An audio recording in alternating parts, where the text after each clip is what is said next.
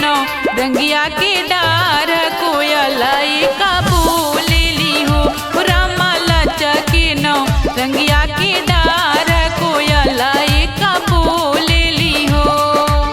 Music by Chandan Salha।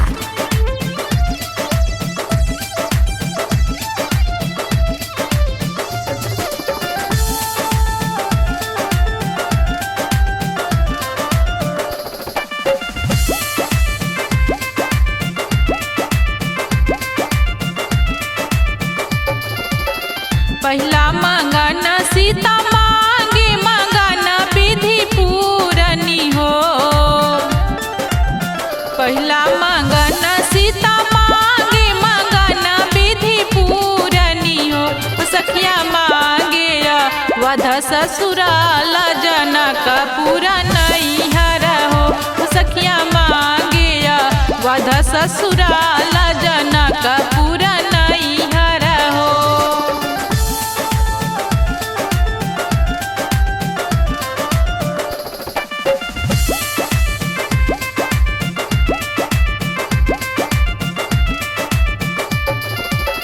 दूसरा मंगन सीता मांगे मंगन विधि पूरनी हो।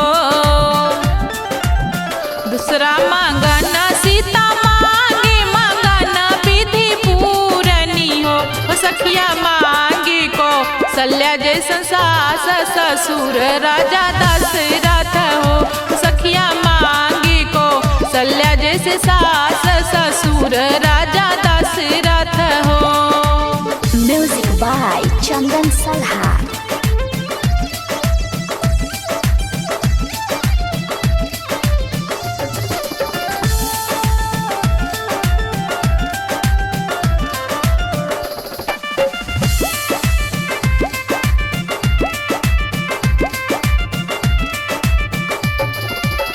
तीसरा मंगन सीता मांगे मंगन विधि पूरनी हो।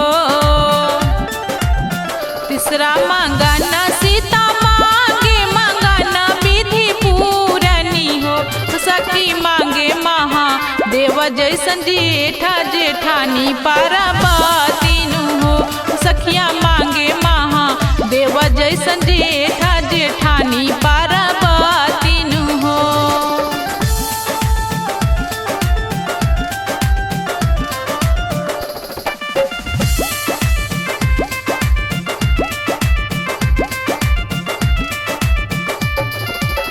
चौथा मंगन सीता मांगे मंगन विधि पूरनी हो।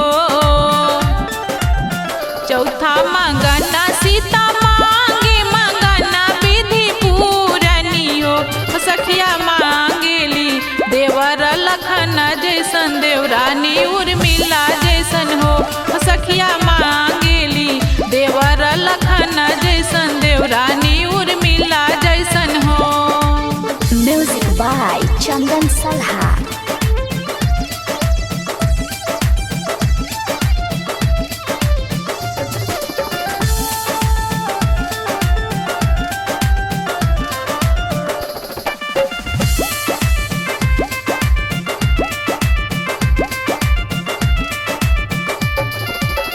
पांचवा मंगन सीता मांगे मंगन विधि पूरनी हो। पांचवा मंगन सीता मांगे मंगन विधि पूरनी हो। सखिया मांगेली बर श्री राम जीवन भर के साथ हो। सखिया मांगेली बर श्री राम जीवन भर के साथ हो।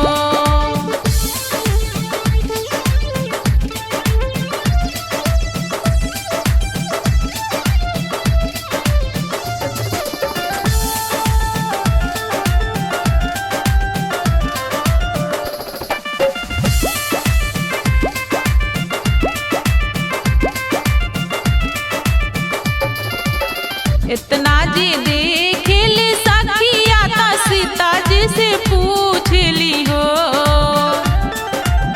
इतना जी देखली सखिया ता सीता जी से पूछ ली हो। सीता कवन का वन तप कैलू रमैया बर पावेलू हो सीता कवन का वन तप कैलू रमैया बर पावेलू हो।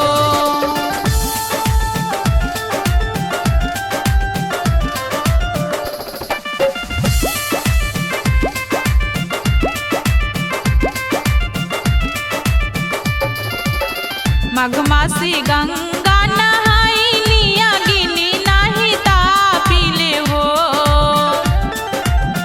मघमासी गंगा नहाइलिया गिनी नाही तापिले हो सखिया बरतबू खिले अतवार नमक नाही खाइले हो सखिया कठिनी बरत